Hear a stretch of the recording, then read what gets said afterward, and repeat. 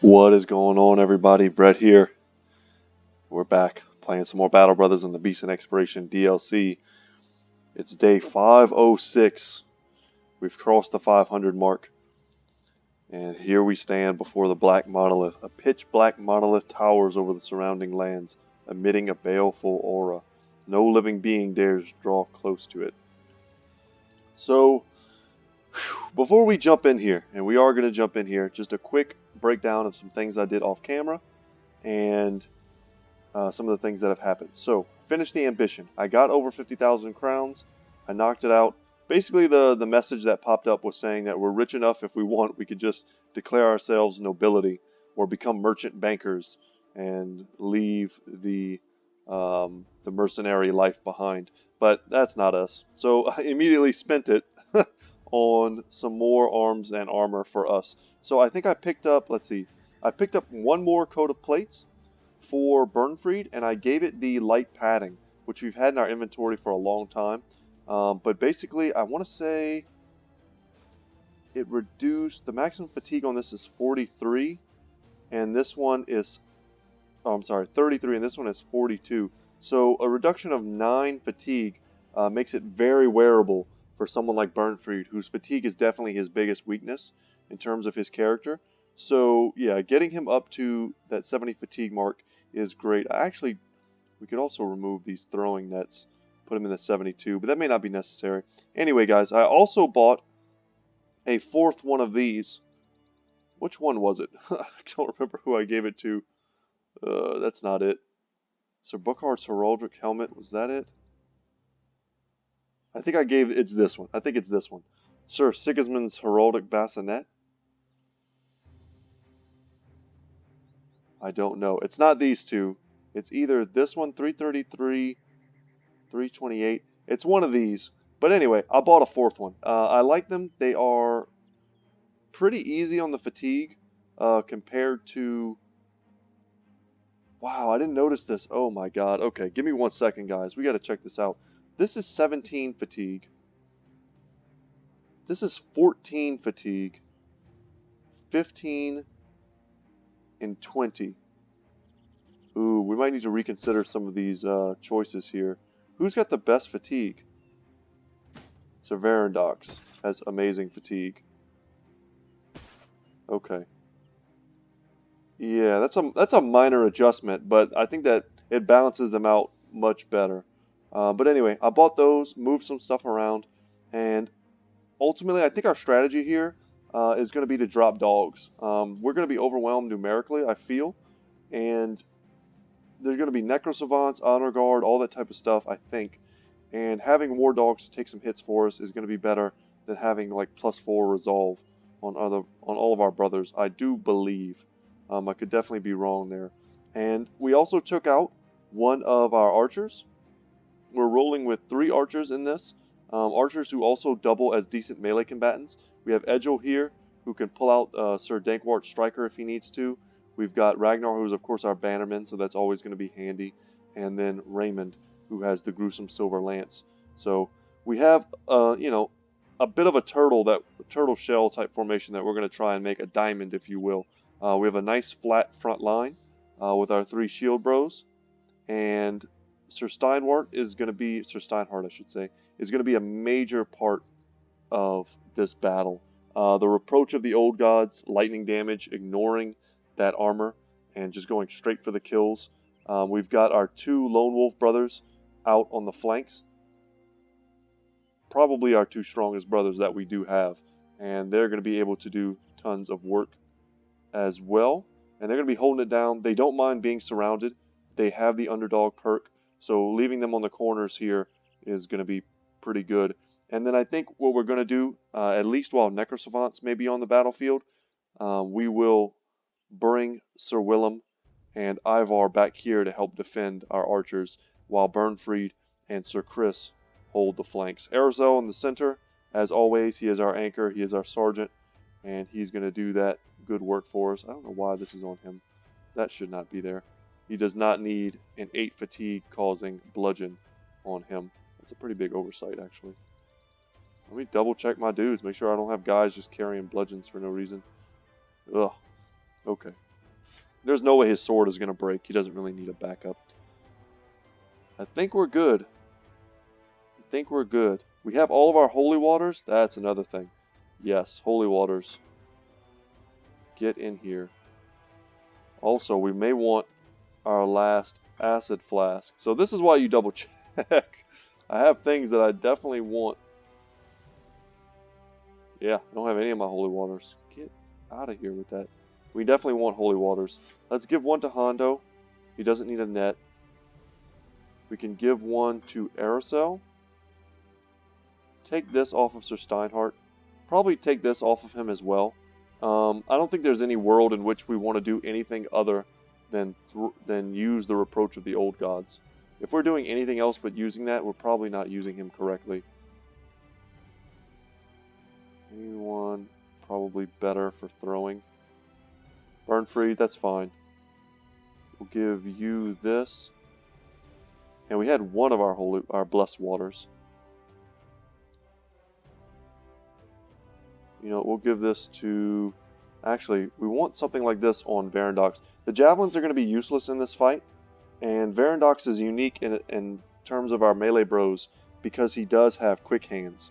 So it'll be much easier for him to make use of these throwing things than, let's say, someone like Lance, who has to switch between using, you know, the bloody sledge. And, you know, now that I say that out loud, but there's really nothing we can take off of our ranged guys. You know, do we even really need an extra...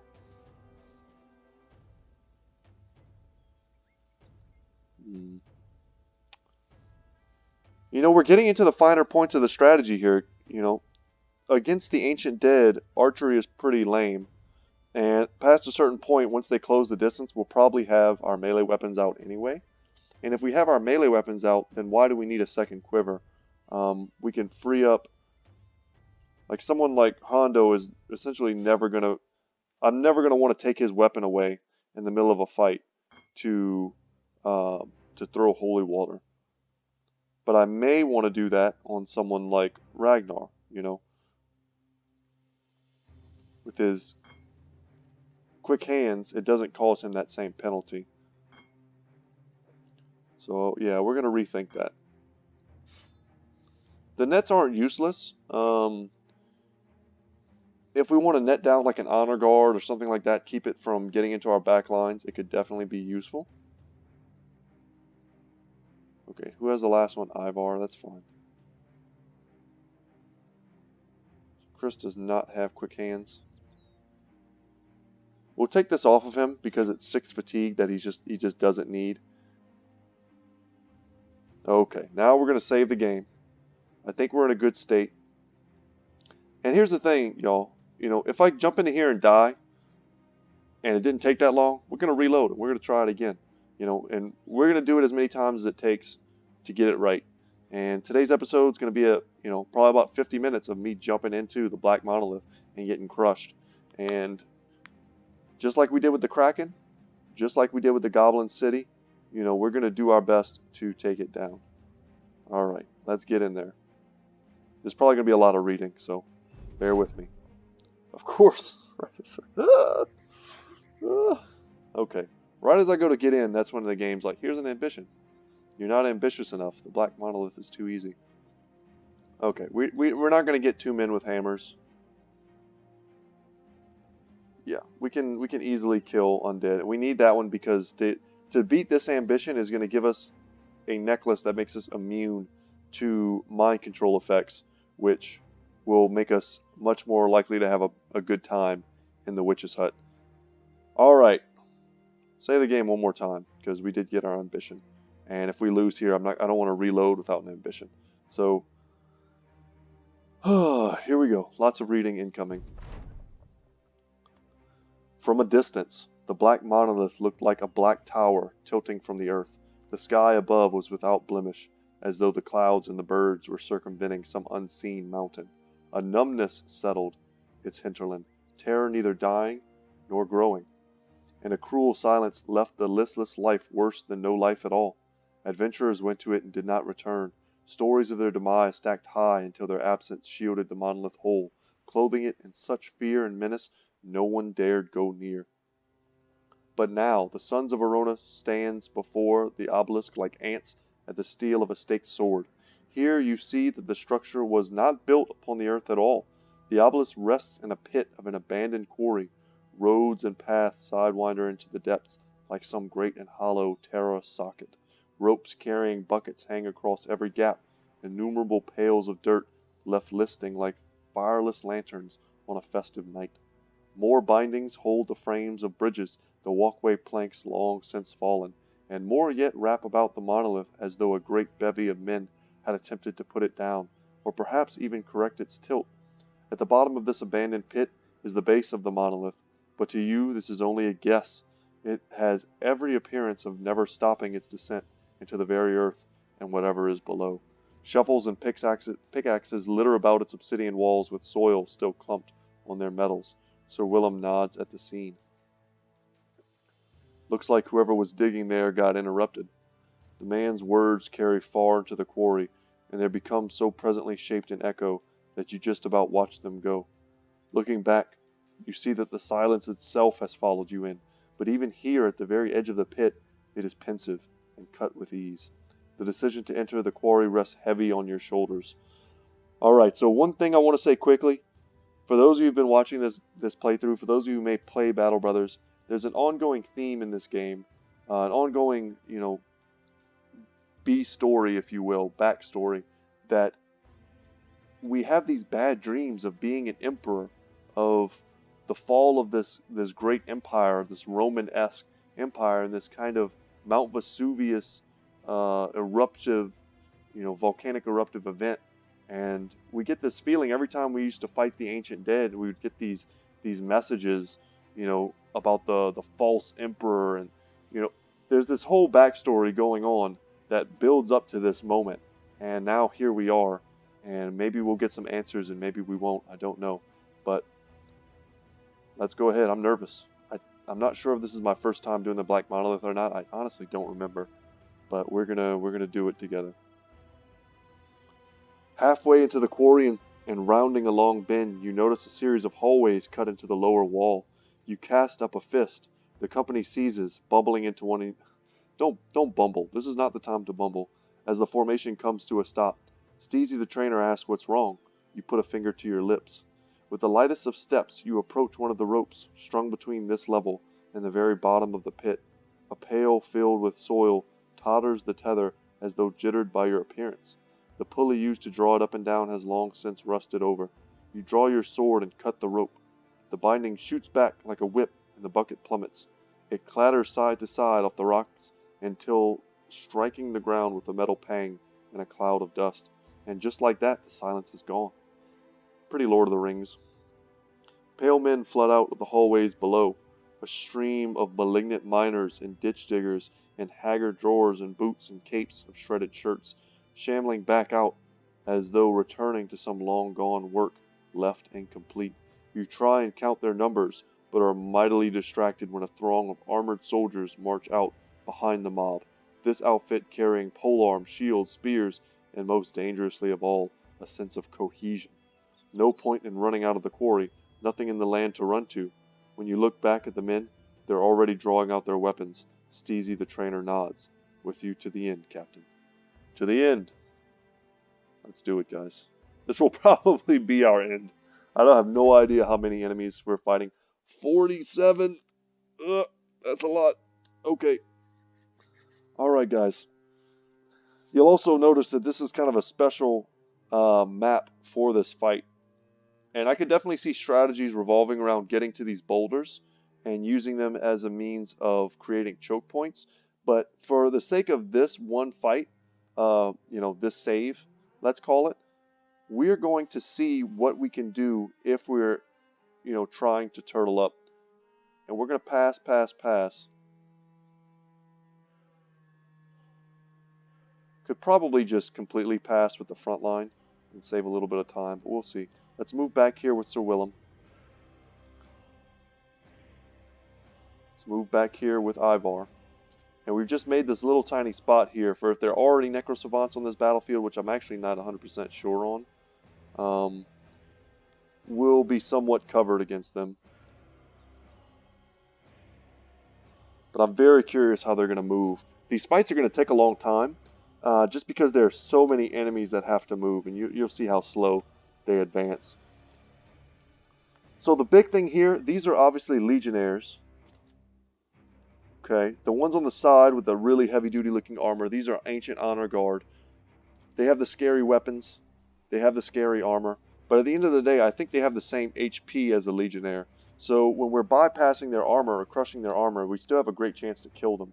The most scary thing about the army that I'm currently seeing is the sheer number of these polearms, which have their range of 2. So if they're able to lock step with a shield wall and, you know, just get right in front of our line and we're not able to punch holes in it, we're going to have a hard time because we're not going to be able to get through to the back line of polearms here.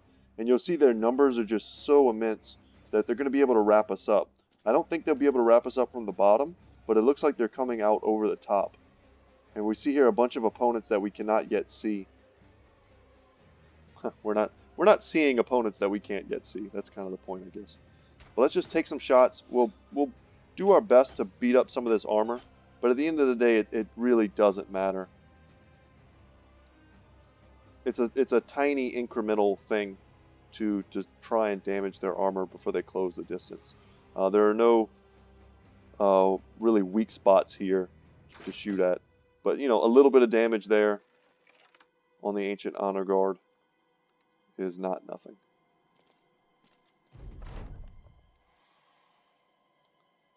See what they do.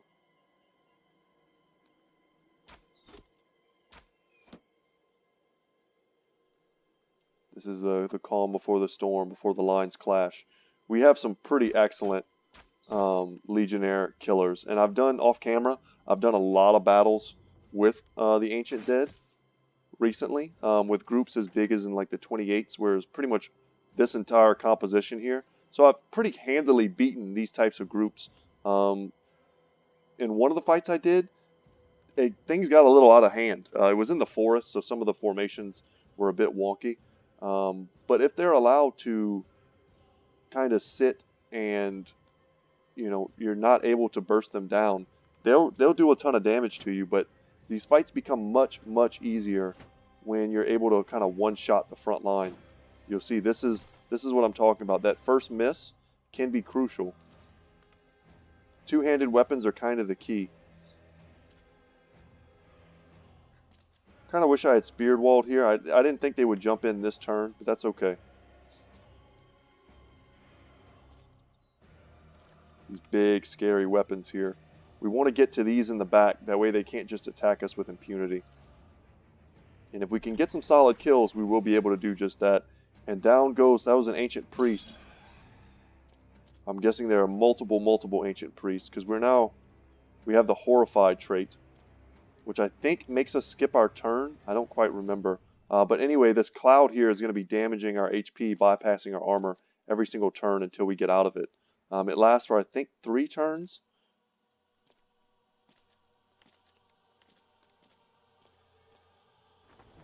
But we haven't taken any damage yet. And here come the Necro Savants, charging right into the back line. Good thing that they weren't able to actually get an attack off, though. But we're going to have a hard time with this combo here. We want to get out of this cloud, but there's really no way to do that while we're surrounded. And if we're horrified and we can't attack, which is I think is what that does, then we're also going to have a hard time. So here, we don't want to take the 81% chance. We're going to take the 95. And you'll see how much damage that lightning does. And when we start getting kills and we start getting resets, it's going to look a heck of a lot better as well. So let's go for the weak links always. We'll take as many of these AoE shots as we can and check that out. Just like that, we're fighting 44 units instead. Now we have an option. So there are really like no more dudes in front of us. We could step right into here and then pop Indomitable. I don't like breaking my formation in this way, but now we're onto these polearms and we have a chance of kind of doing that again next turn. So let's see if we can. That hurt a little bit, but we're going to drop a dog. This is what we've been saving the dogs for. 93. We'll take that. We'll move forward here with Ivar. Fortunately, we did not get that kill. And there goes some of that poison damage affecting us. And if we remember anything from our previous battles, is that the AI hates dogs when it comes to Necrosavants.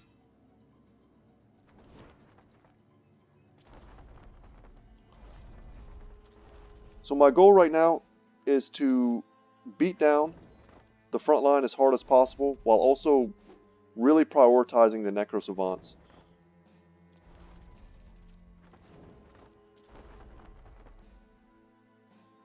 Okay.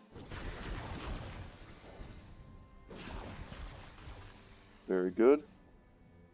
We need to essentially just pick a Necrosavant and try and kill it. There we go. That's one down. Okay, time to attack. No,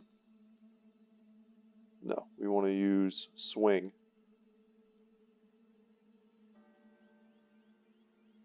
Here. Okay, that did some damage.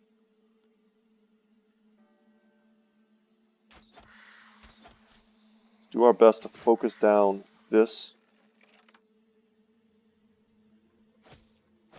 Necrosavant. I don't know if I didn't see the little cat head, so I don't know if 9 lives popped. Oh my god, there he is. The Conqueror. So he waits until everyone else engages and then he comes in. 60% chance and we miss. It's alright, we're going to drop another dog. Our dogs are heavily armored and unhold hides. They're about as good as we can get. 75% versus 93. Yeah, we're going to take that 93. Step into here. And there we go. There's the 9 lives. It's unfortunate that it didn't proc before, because he definitely would be dead right now if it had. And Hondo's going to have to hold the line. All of these pole arms are within range of him. He's basically in range of 1, 2, 3, 4, 5, 6, 7 units can attack him in each turn. And yeah, I just don't know if he has the strength to put up with that, but we'll see.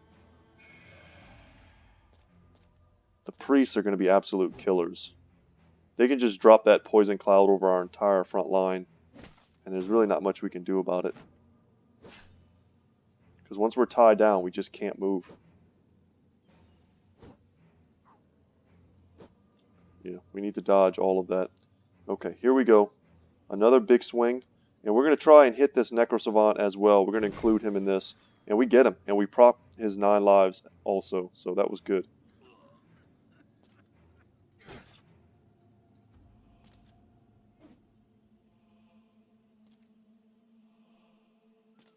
So knowing how they deploy in a bit of like an L shape around us, I'm not sure if that changes my deployment at all.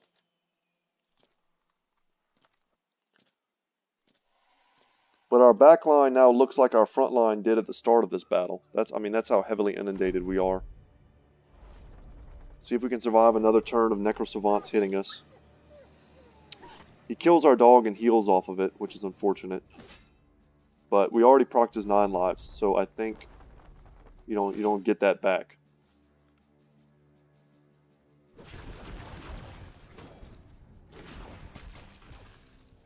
Okay, so Steinhardt's doing work. And now that they've actually gotten into our back line, you know what we're going to do? We're going to throw some holy water into it. Splashes. It has the potential to splash, so we want to hit as many units as possible. We only hit 2. That sucks.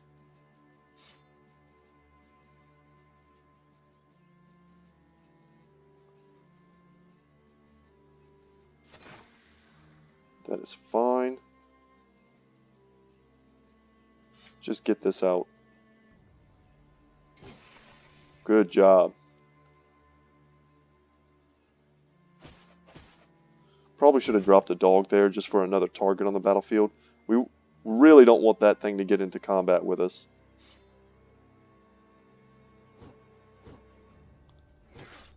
That was rough.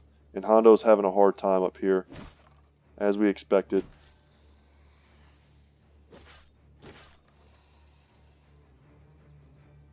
push out, get in and amongst these pole arms to hopefully start to take them down.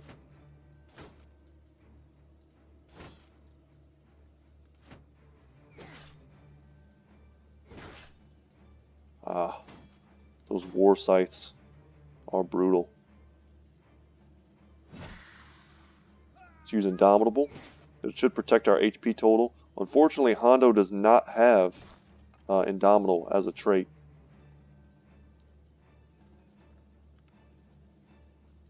Kind of just want to drop a dog here and pull Sir Verandox into a different spot. Out here looks good. Get him out of the cloud. Let all these dudes attack a dog if they want. Ugh, and they dropped another poison cloud. Is that 2 more poison clouds? Okay, so we're just swimming in it now.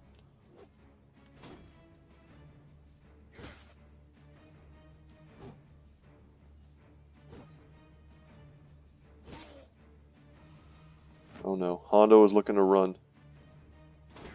So we'll do this fight to the last man. And so is Sir Chris. So we have 2 sources of rally. One is right here in Aerosel and the other is Ragnar. So we'll be able to pull them back, I have no doubt. Man, we've only killed 12 of them so far. And we do not have the fatigue necessary to do anything.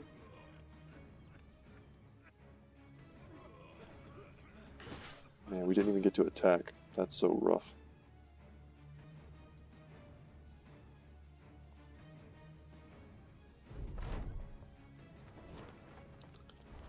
Necrosavants go first. Sir Steinhardt's also not in a great position to get kills.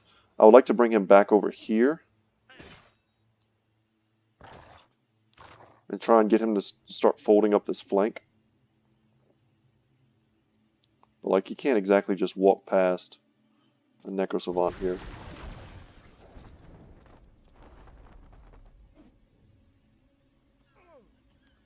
That Horrify is brutal. Yeah, and the Spearman, not using the Spearman in the beginning was also a bit of a mistake. Okay, that rallied Sir Chris, but not Hondo. So we're going to have to rally with Aerosel as well if we want to keep him in this fight. I mean, he's essentially dead now.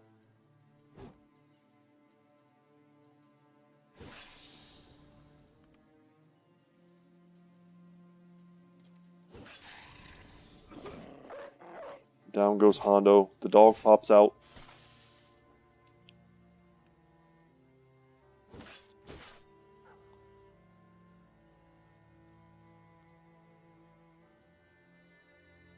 And this is also rough because, man, I really don't want to engage that Emperor if I don't have to.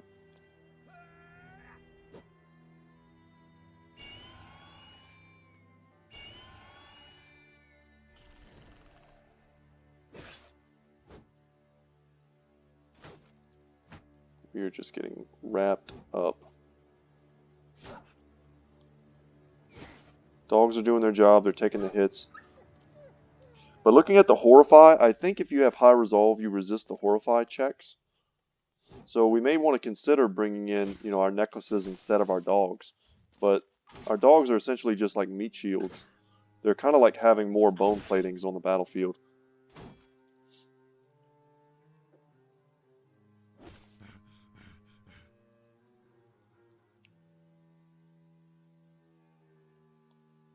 $68, we'll take that.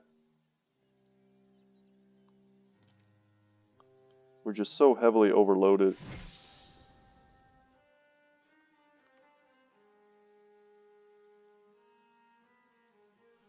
I highly doubt we can stun this guy. Let's drop a dog. Oh, he took reflective damage.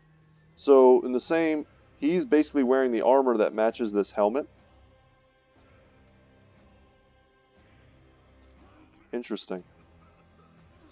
So if you get the whole set, I mean, your whole body just becomes like reflect damage. I'd be willing to bet this dude has an enormous HP pool as well.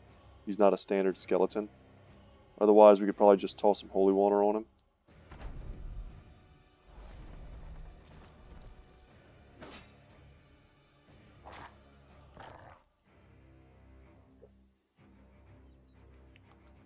We got to get here. We're missing out on attacks. I hate this. It's like he was just in the worst possible position to continuously attack. Down goes Sir Chris. Oh my god.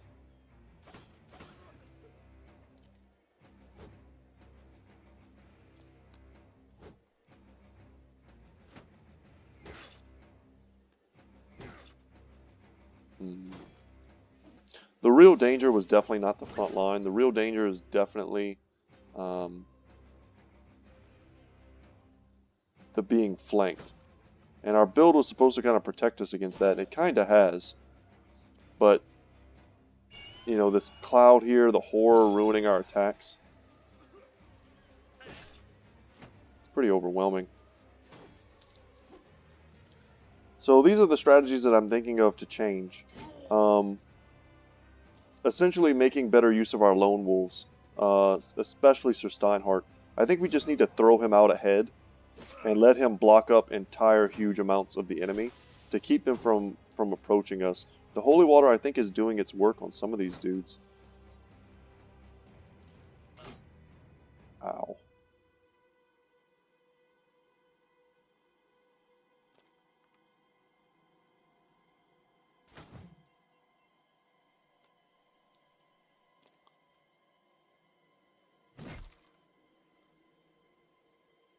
Lance has just been smashing them.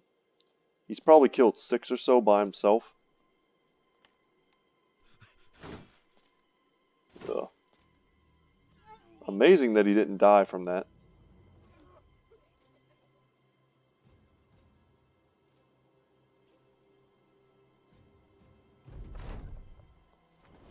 So some of the clouds have gone away, but they'll probably just recast them. And down goes Raymond. Oh, and hitting him hurts us, of course. Have to remember that.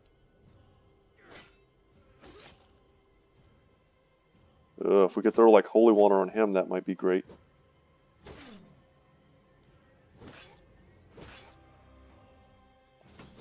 Man, what an overwhelming fight.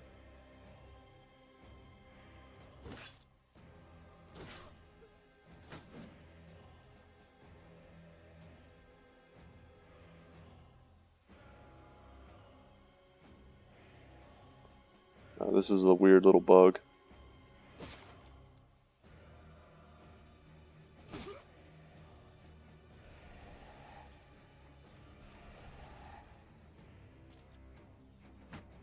So now I think it's just a slow demise. We're going to see how many we can take with us just to get an accurate estimate of, you know, where we're at in terms of strength.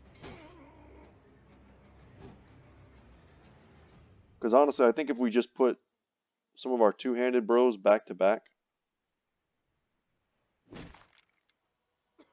like we put Hondo, Sir Willem, Ivar, and then Lance like in a nice little square, I think anything that gets close to them just dies. We're starting to go down. And I think it was more of a luck thing than, or an unlucky thing, that Sir Willem just, or Sir Steinhardt ended up being in kind of a poor part of the battlefield. That once it was cleared, there was really nothing else for him to go after. With no rally, we can't bring them back. They're breaking after we use, you know, him in his turn. So we're not able to bring them back in the same turn. We may just want to, in the future, consider completely passing with Ragnar until we get to the end and then using him. Oh, that's not Raymond that went down. That was Edgel. Edgel went down, who was also one of our OG bros. So you'll see just how much damage Sir Steinhardt can do. I mean, he basically soloing these dudes.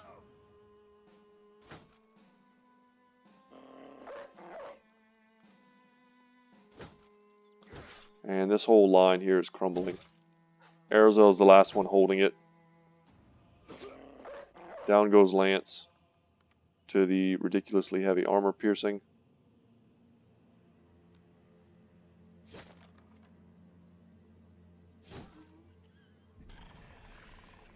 So 27. We started at 47. We'll probably probably kill a few more, I'm sure. We may even be able to kill the Conqueror with Sir Steinhardt.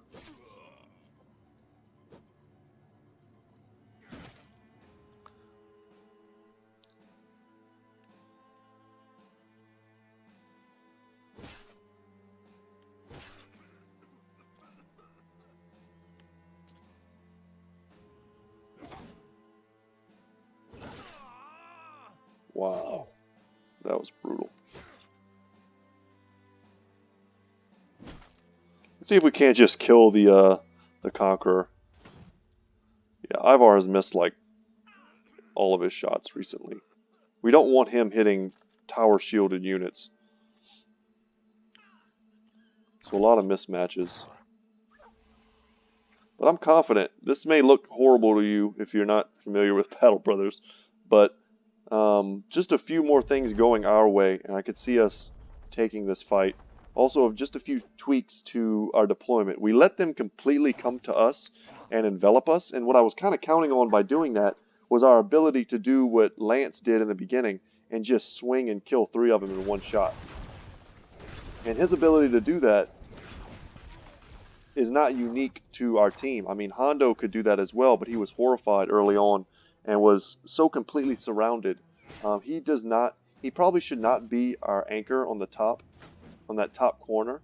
His ability to clear out the top corner is great, but if he can't swing, he doesn't get any stacks of reach advantage, and then his defensive stats suffer, and the next thing you know, he's just getting poked down by 9, units all at once, and then he can't beat that. Very few things can sustain in that type of environment. Lance perhaps can, because he also has Indomitable, and he can easily one-shot units. But the Conqueror, as strong as the Conqueror is, he's not really the threat.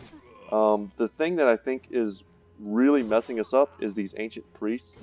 Making it so that we can't take our turns is pretty brutal.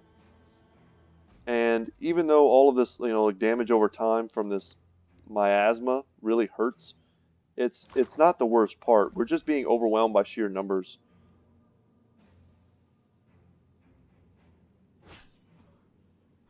And even though we're dying, we're still going to do our best. We're going to take as many of them down with us as we can.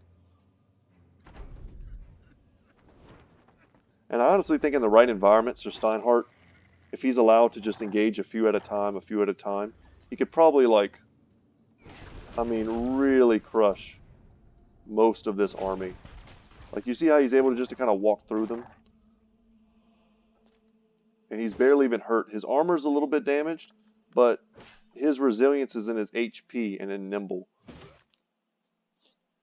So we may get to a scenario here, which I'll be happy to play out, but it'll probably eat up a ton of time, where it's just Sir Steinhardt on the battlefield, and we're going to see what we can do with that. I mean, his morale may waver, which may lead to his, resolve going, but we'll see how many units just Sir Steinhardt can kill. We don't want him attacking an Ancient Legionary, however. We would love for one of these polearm units to jump in on him. That'll give him a much easier target to hit, which will make sure that his lightning goes off every single turn to its maximum degree. Wow, that's everybody. So Burnfried is gone. The Necrosavants, no doubt, are going to teleport in. Alright, let's see what we can do. Still have a 95% chance shot. That's pretty good.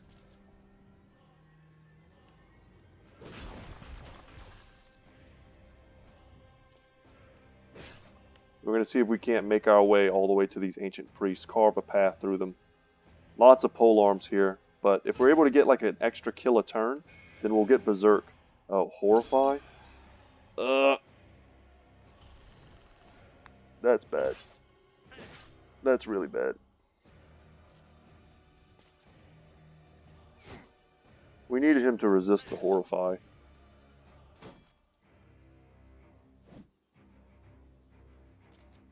So we got him down to 21. Is that good? It's 26 of them. And a lot of the ones that are left are damaged, but I don't know if that's very good. And Sir Steinhardt, of course, has to skip his turn, which sucks. But here we go. See if we can get some of that morale back.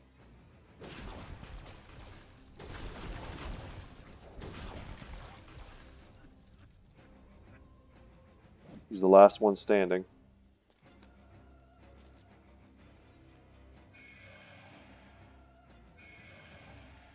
And there we go. They just overwhelmed his resolve. But you can see how much work a Sir Steinhardt type character can do on his own. I think what we're going to do in a future try, and I'm actually running short on time today, kind of playing this battle out completely makes it take much longer. But I think I'm going to follow up with another video where we just try it and try it and try it. And if I have to make 3 or 4 videos where all we do is grind against the Black Monolith, I'm happy with that, because I know you guys are going to be in the comment sections giving me tips and suggestions. But right now, I just want to let you know where my strategy, where my thoughts are at. And I think what we can do is throw out Hondo, throw out Lance, perhaps even take out Raymond and Edgel. So take out Edgel and Raymond. Just bring in 2 more solid melee bros. Take out... Yeah, just leave in Ragnar as our bannerman to help keep our resolve high. Let's just check the devastation. Did anyone actually survive? No, no one survived. Everyone died. This would be our crew if we just went on. Our motley crew. Anyway, guys, I think that's actually going to be it for me today. We got a good idea. How many did we end up at? I think I saw 19 at one point. So we got them down to 19 from 47. It's not terrible for a first attempt. I really don't think it was. It was definitely a misappropriation of where our units need to start. So I originally had Sir Steinhardt. Let's go ahead and reload and just talk. And I'm cutting it short, but I definitely want to go over strategy now. Let's get in the tank for a minute and talk about what we could do different in terms of deployment. So I don't know if we need to switch the dogs for the trophy necklaces. We may want to. I do like the dogs as distractions. But I'm thinking now, our Lone Wolf brothers, we have 4 of them, right? We have Lance, Hondo, Sir Willem, and Sir Steinhardt. If we take out Edgel, and we bring in someone like, man, Scaredy is scared. He's not a great... His resolve is just so low. Even with this necklace on, I don't like it. But if we leave him near Ragnar, his resolve should not be an issue. We could even bring in Isaac. The spears aren't great at killing the ancient, especially the honor guard. But had I used Sir Bernfried's spear wall in the turn prior, it might have been much better. We also need to remember that we need to take off the holy water, which I think did some damage. But if we're not going to be able to survive because we have too many ranged characters, then I'm not sure it matters all that much. But who do we bring in? Is anyone really that much better than Raymond in melee? I mean, we could bring in Steezy. Steezy's not bad. The fighting axe is a pretty good weapon. So our front line would look something more like... He has Indomitable as well, I believe. No, he doesn't. That's not good. Who has Indomitable? Does it show? Do you have Indomitable? No. Okay. Ivar certainly does, and Sir Chris certainly does. So our battle lines will look something like this.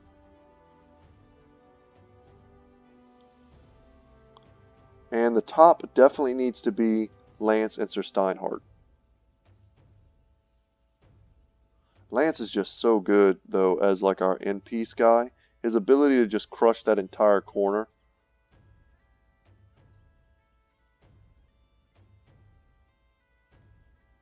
I'm not sure so much that we need a Lone Wolf character out on that flank anyway.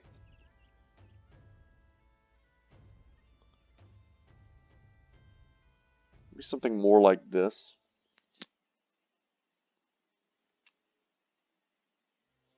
This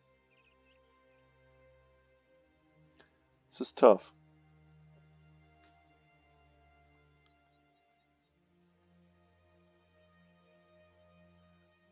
Could do something like this.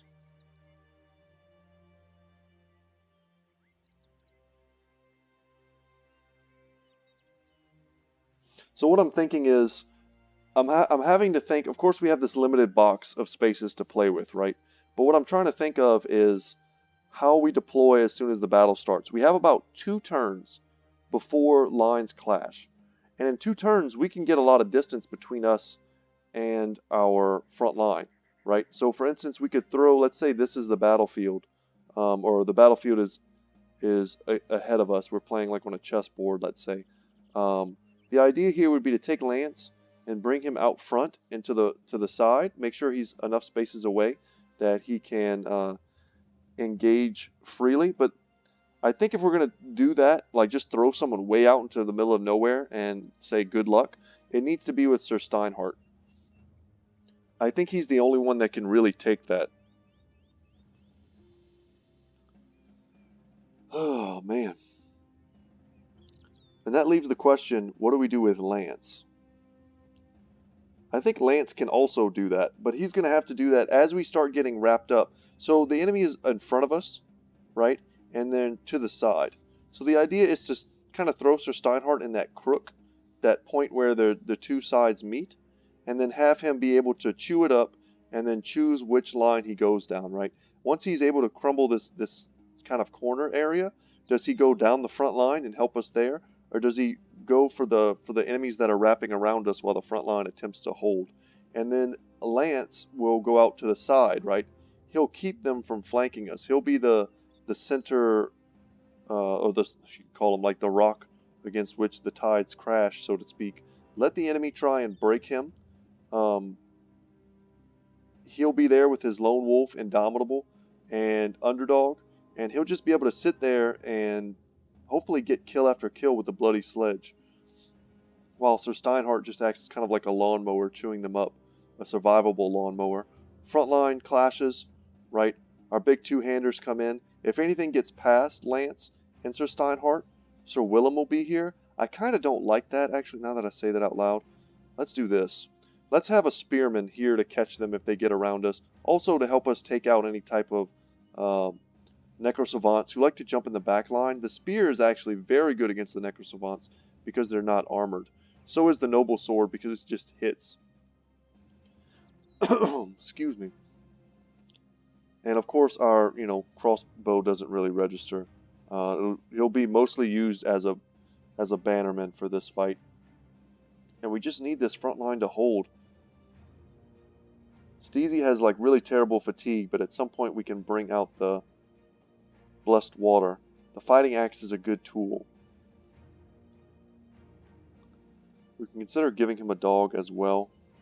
He doesn't need the resolve, so we should definitely give him a dog. Where's all my dogs? I was about to say, I know I had at least one. So there we go. A dog for him. And then who else do we bring in? We brought in Scaredy. And Scaredy's resolve is crap.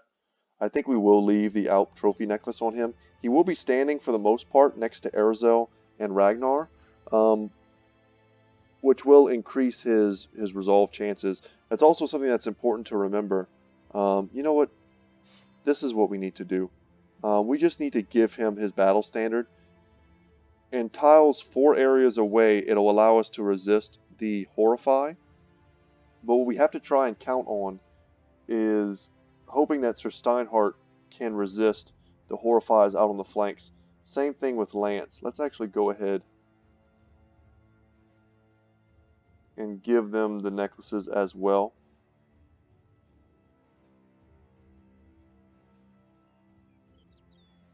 Just use our best dogs.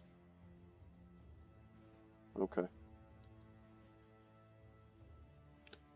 We need them to resist Horrify above all else. Let's see if it says anything about that in Resolve. Mental attacks that inflict panic. Yeah. Okay. Because something that I'm envisioning, and this is something that we experience in the undead fights. If we send out lone wolves, but then the Geist just blast them with their resolve killing attacks, then they crumble, and we can't have that. And if they're going to be way out away from our banner, they're not going to benefit from its bonuses up to 4 tiles away. It gives, I think, an extra 8 resolve, which is pretty huge. Okay. So I think that's enough talking strategy, guys. Thank you so much for joining me on my first attempt into the Black Monolith. I'm going to put up more and more. This will hopefully give us some good entertainment for the next few days to come. And I hope you enjoyed my strategy talks and my thought process as I try and work through this very difficult battle. Please let me know in the comment sections if you have a suggestion, or if you just want to tell me a story about how you took out the Black Monolith. That might be informative for me. I'm not going to go and watch a bunch of YouTube videos. I think a long time ago I watched a YouTube video of someone who did the Black Monolith fight, but it looked really, really fake to me. First off, the dude didn't lose a single guy, and second, his gear was just so perfect that it looked absolutely fake. Everyone had like complete matching perfect outfits, and their stats were like unbelievable. So I don't know if that was real, but that was a long time ago. I'd be interested to know what you guys have been able to do on the Beast and Exploration DLC, now that you cannot any longer bring in other groups to fight in the Black Monolith with you. There used to be orc war camps here. There may have been a chance I could pull out some orcs and drag them into this fight and use them as, a means of helping me, but that is no longer the case. So anyway, guys, once again, my name is Brett, and my channel is Good Talk Gaming. I hope you join me for more attempts at the dreaded Black Monolith, and soon I will be streaming over on YouTube, and I'll be streaming lots of different games. Just look out for that. It's going to be coming within a week for sure. But anyway, thank you so much. I will see you in the next one, guys. Take care.